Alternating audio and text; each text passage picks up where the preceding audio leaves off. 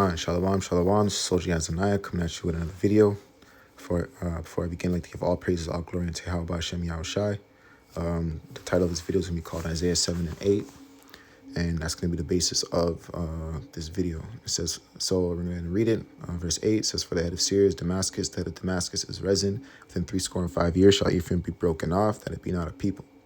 Right, let's go ahead and start from the beginning. It says, it came to pass in the days of Ahaz, the son of Jotham, the son of Uzziah, king of Judah, that Rezin, the king of Syria, and Pekah, the son of Remaliah, king of Israel, went up toward Jerusalem to war against it, but could not prevail against it. So here we have Israel cooning out, right, putting their trust in the king of Syria to come against their brothers, man, the southern kingdom, right? And it says, it was told the house of David, saying, Syria is confederate with Ephraim, and his heart was moved, and the heart of his people, as the trees of the wind are moved with the wind, right? So here they are putting their heart and their trust in a false king, right? In the king of Syria, to war and to lay Jerusalem desolate, right? Being wicked, being coons, man, right? So verse 3 it says, then said the Lord unto Isaiah, go forth to meet Ahaz, thou and Shahab,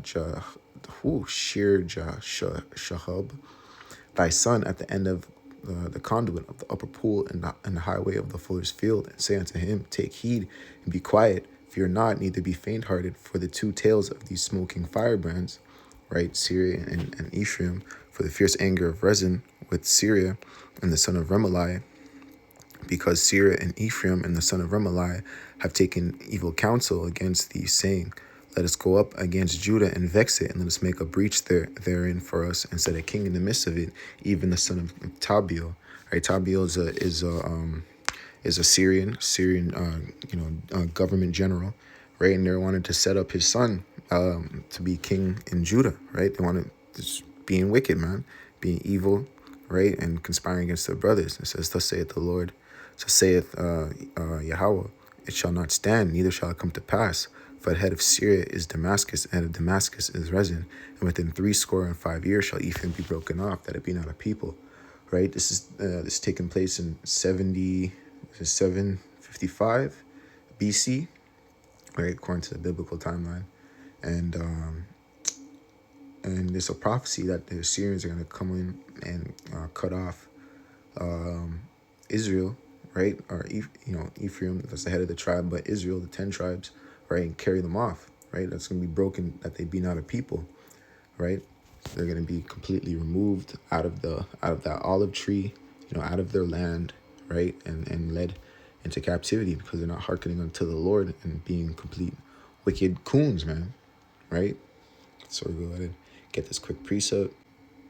Let's get the book of Jeremiah, chapter 35, verse 15, and it says, I have sent also unto you all my servants the prophets, rising up early and sending them, saying, return ye now, every man from his evil way, and amend your doings, and go not after other gods to serve them.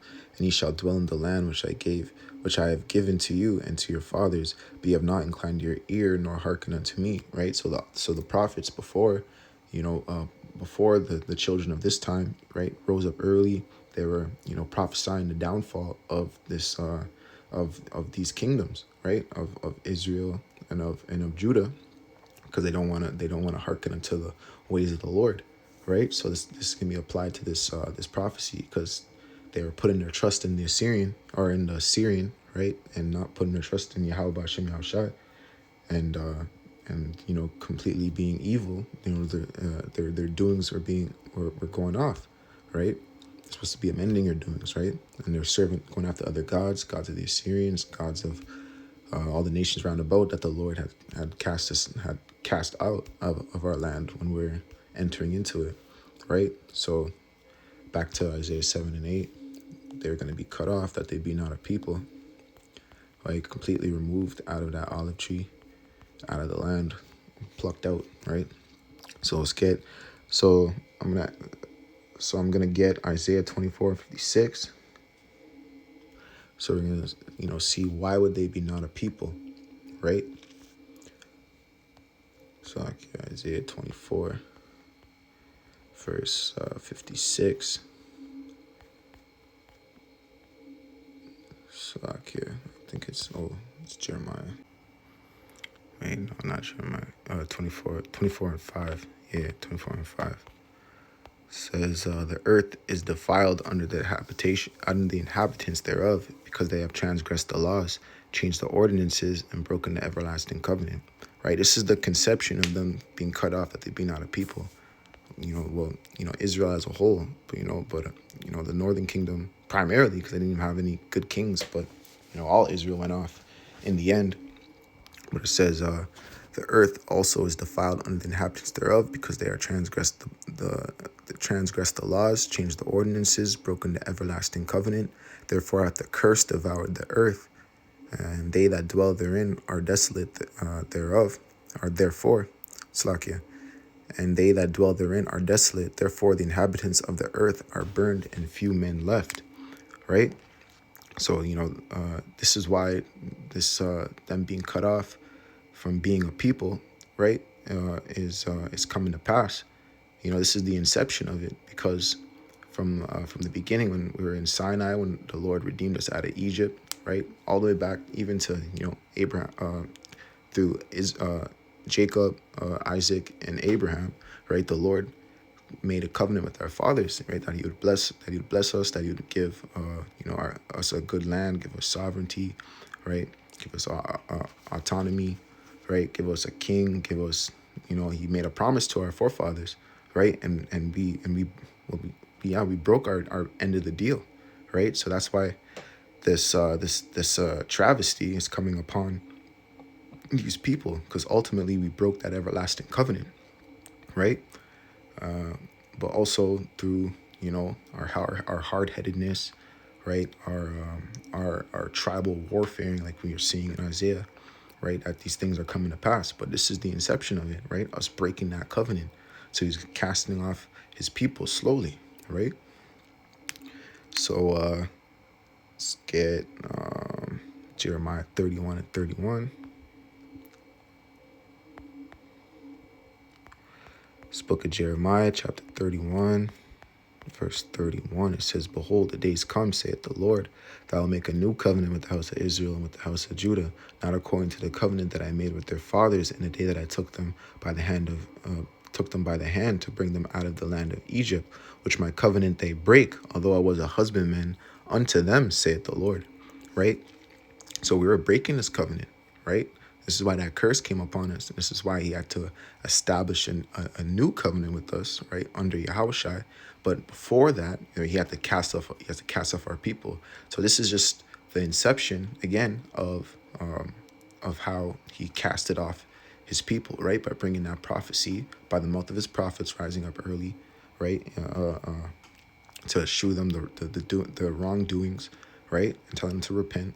But this is the inception of it, and primarily, if getting specific with the northern kingdom, Ephraim, right. So let's get Daniel 9 and 11. It's the book of Daniel, chapter 9. Let's see. Should we go 11?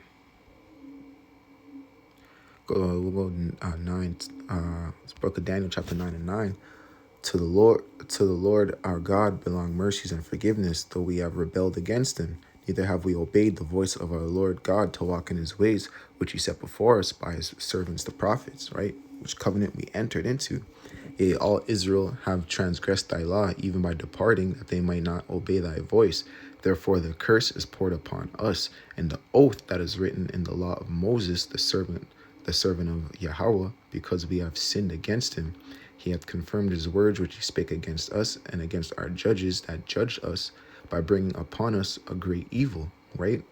Whichever way it manifests, through the Assyrians, right? Through says the Egyptians here, or in 31, but through the Egyptians, Syrians, Babylonians, right? So on and so forth, Persians, Medes, Romans, etc., right?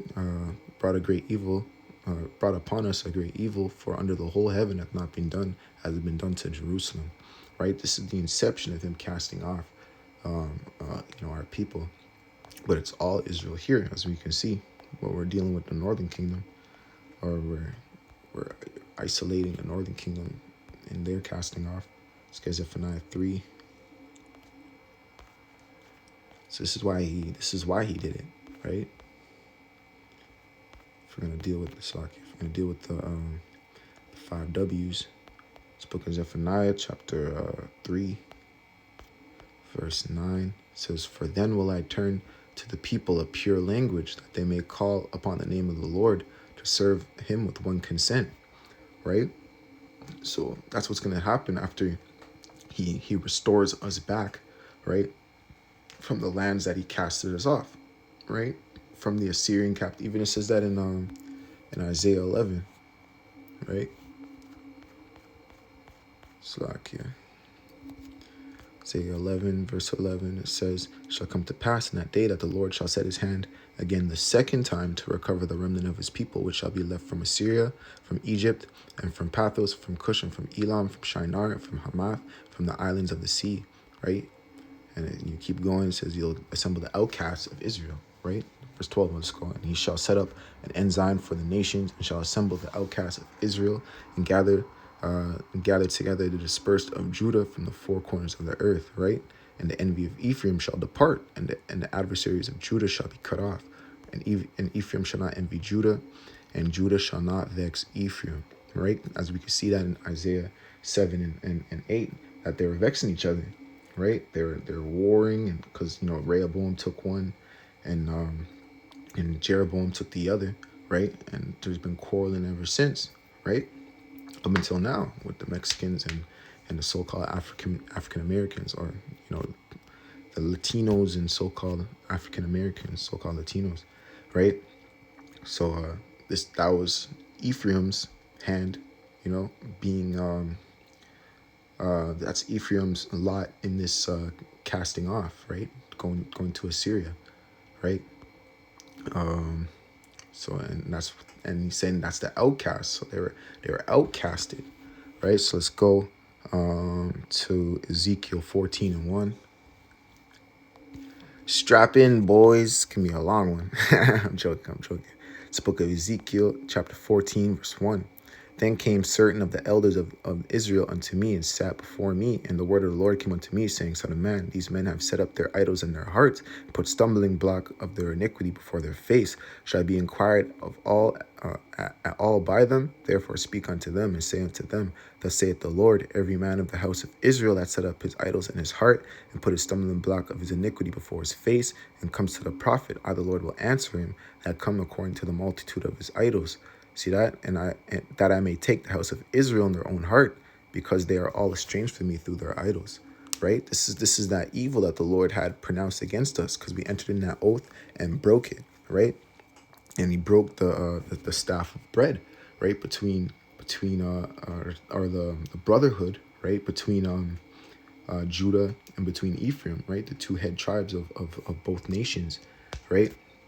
So he brought that evil to pass, right? Took them in their own hearts, because they're setting up these idols, and they refuse to humble themselves and have God reign as their king. But that's obviously going to come through Yahushua when he restores us, right?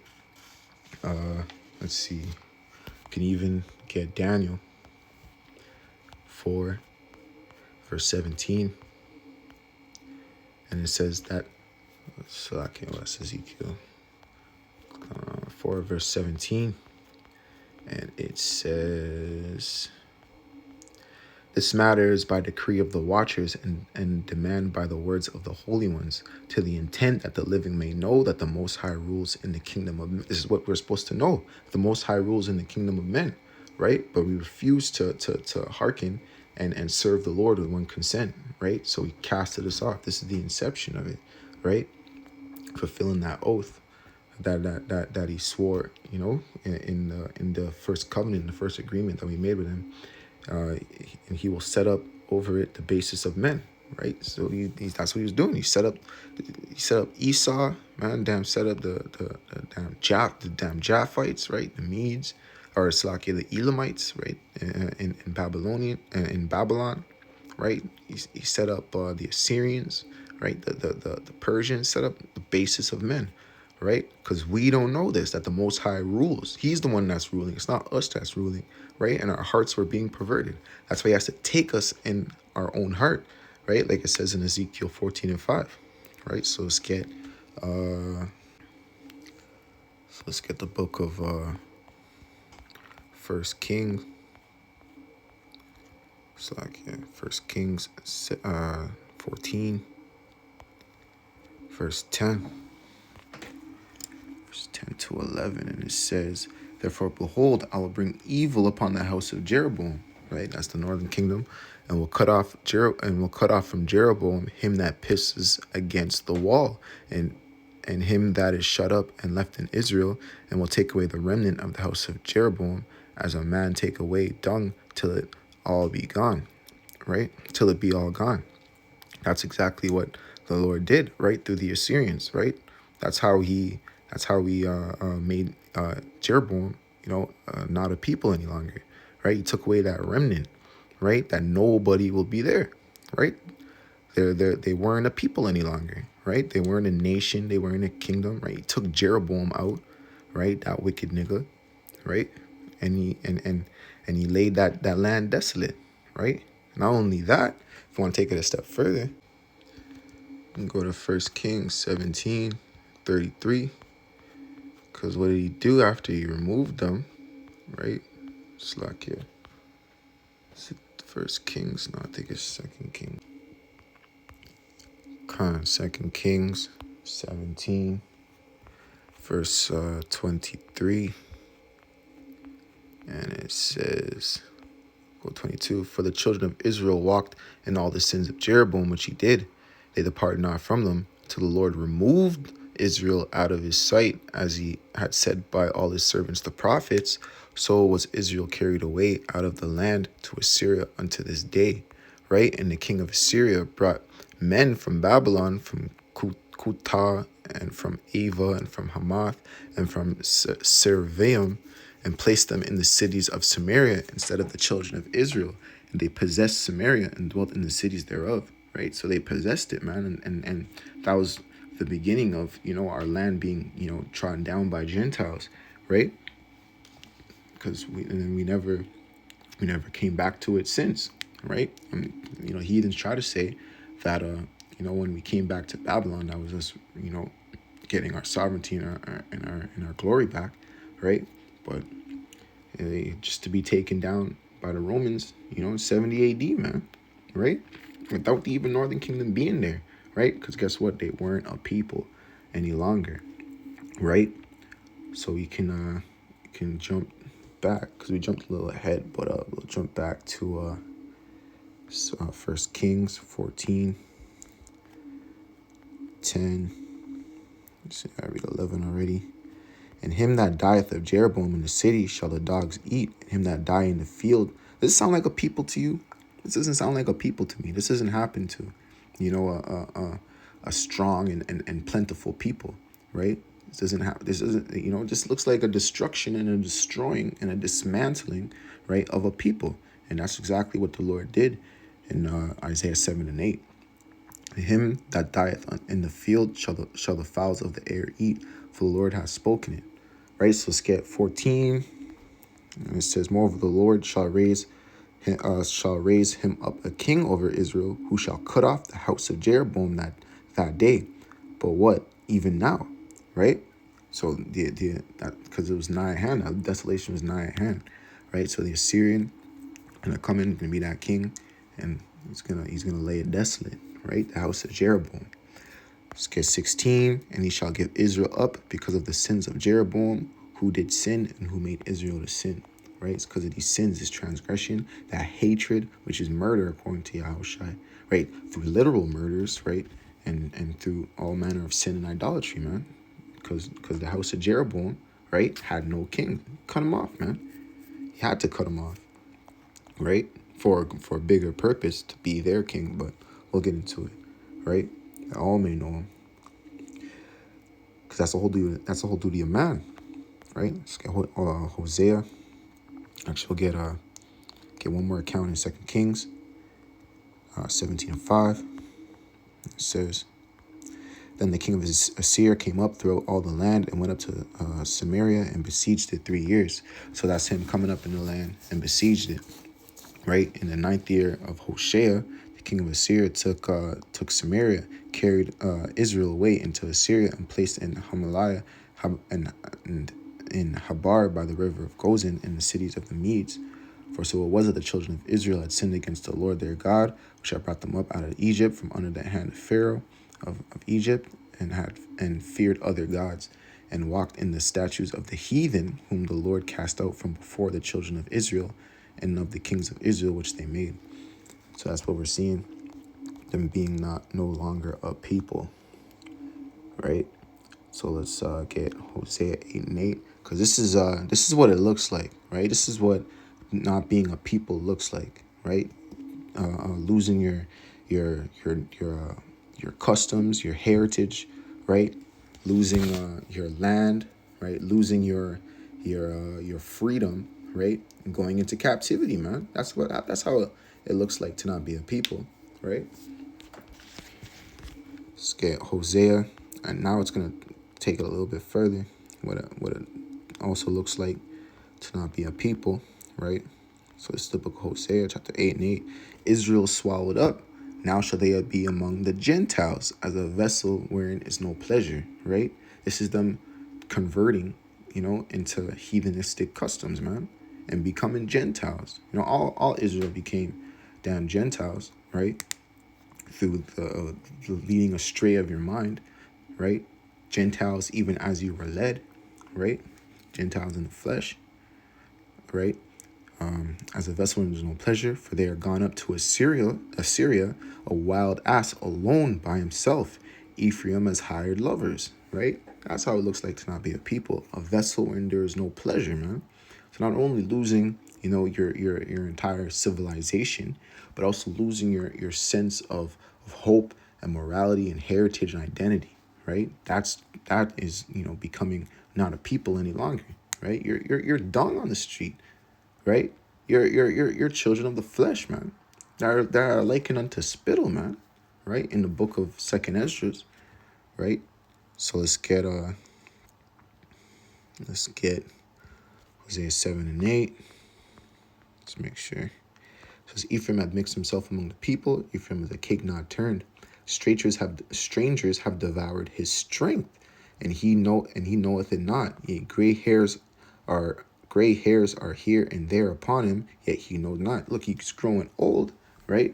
Waxing in the wisdom of his oppressor at the time, right? And he doesn't even know it, man. Right? His years passing them by. That's not a people, man. Right?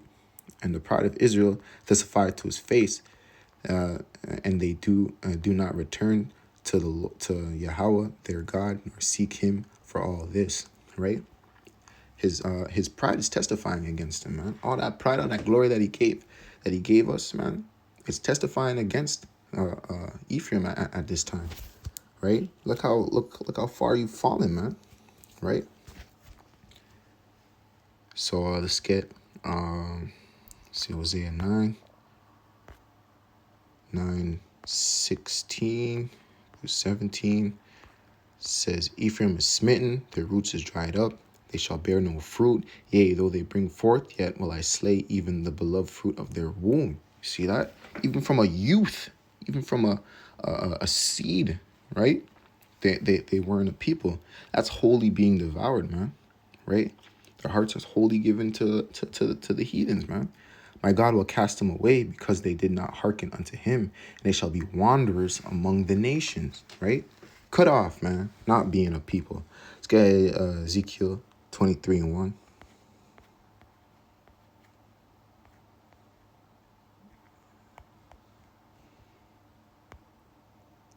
Says, the word of the Lord came again unto me, saying, Son of man, there were two women, the daughters of one mother, and they committed whoredoms in Egypt. They committed whoredoms in their youth.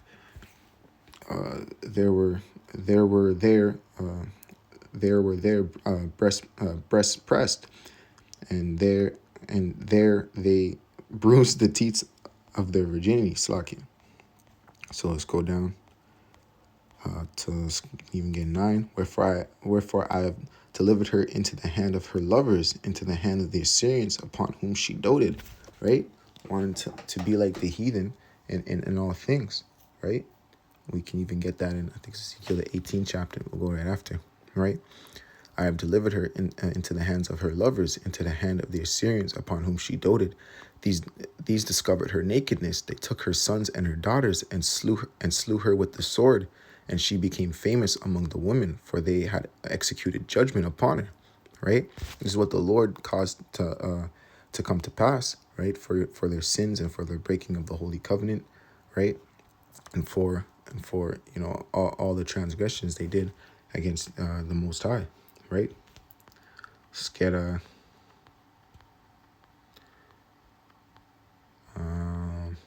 that should be good on this on Ezekiel, right? So let's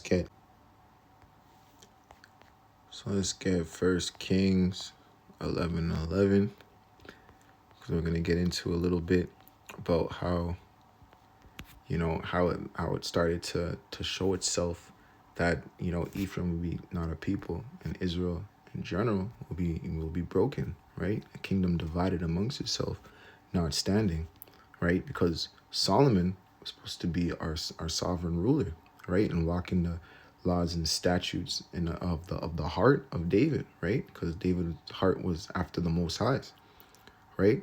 But Solomon, right, the pre-incarnated Yahushai, failed, right? And he had to suffer for those sins on the cross, right?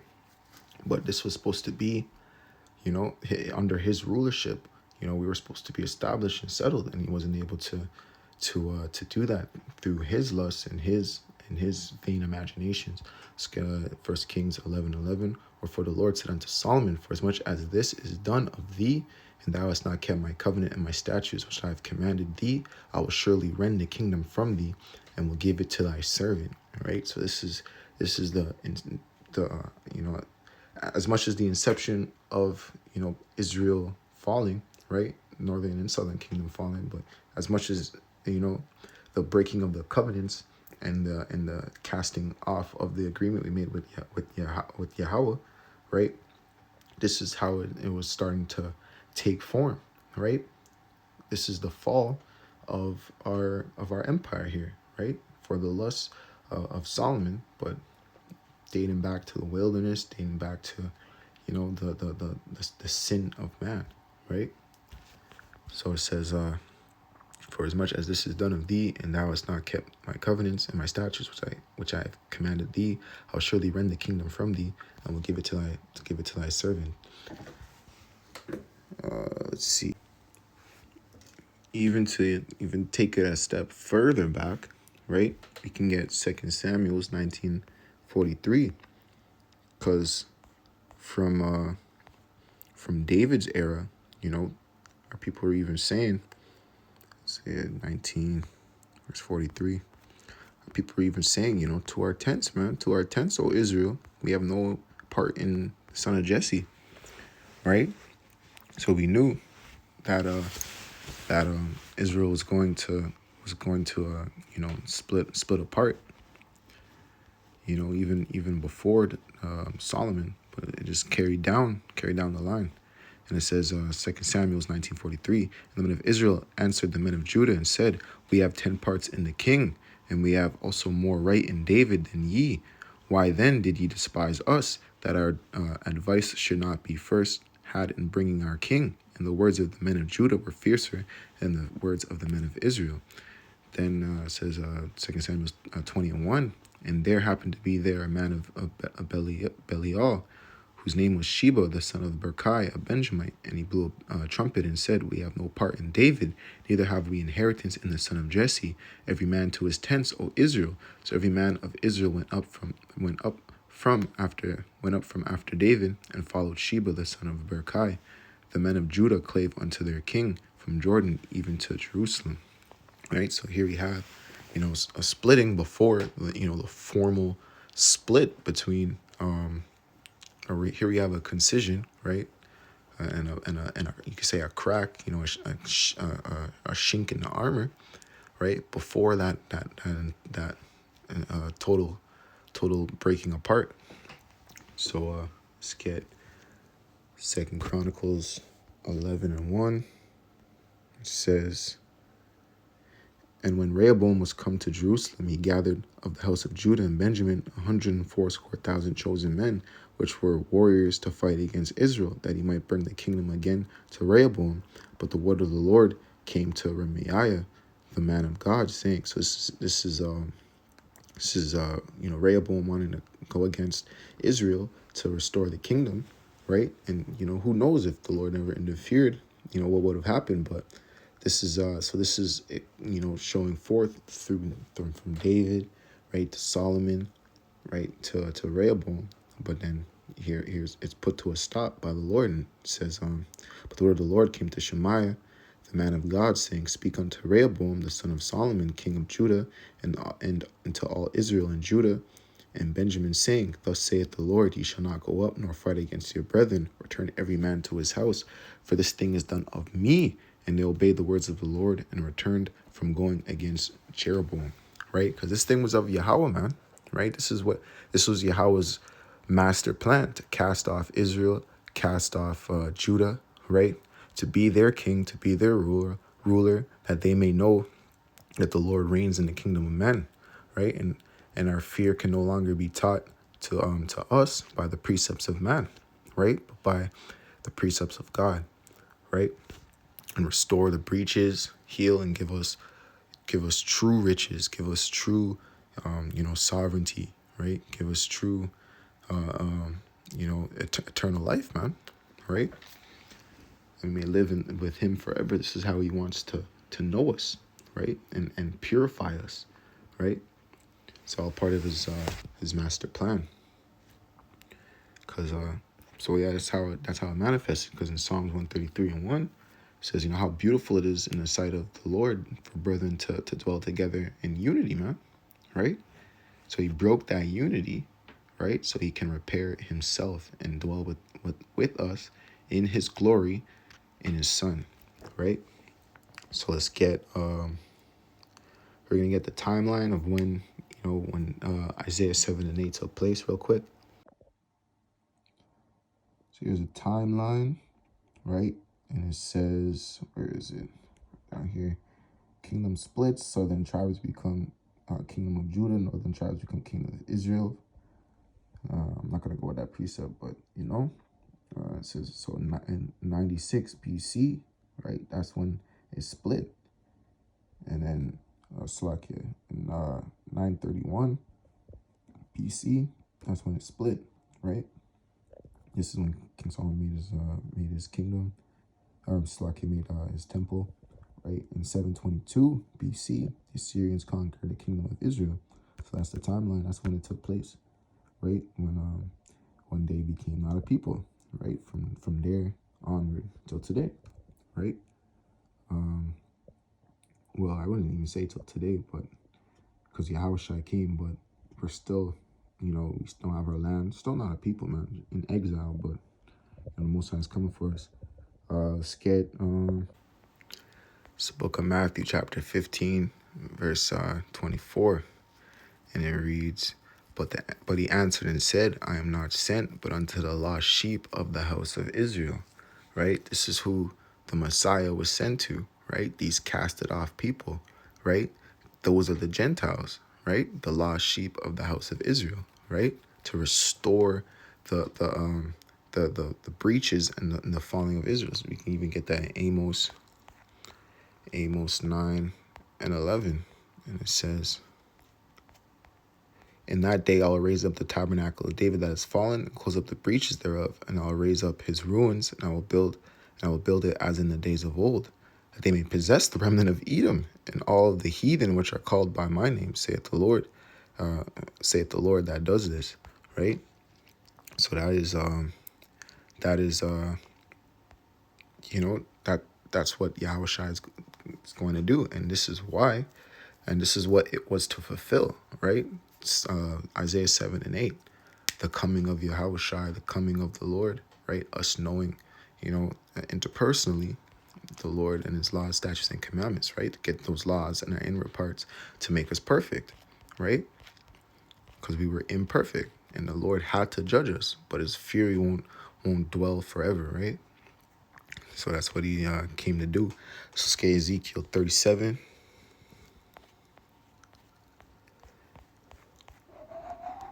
Ezekiel 37, verse 22, and it reads, "And I will make them one nation in the land upon the mountains of Israel, and one king shall be king to them all, and they shall no more be two nations, neither shall they be divided into two kingdoms any more at all," right? "Neither shall they defile themselves any more with their idols, nor with their detestable things, nor with any of their transgressions, but I will save them out of their dwelling places wherein they have sinned, and will cleanse them. So shall they be my people, and I will be their God." Right?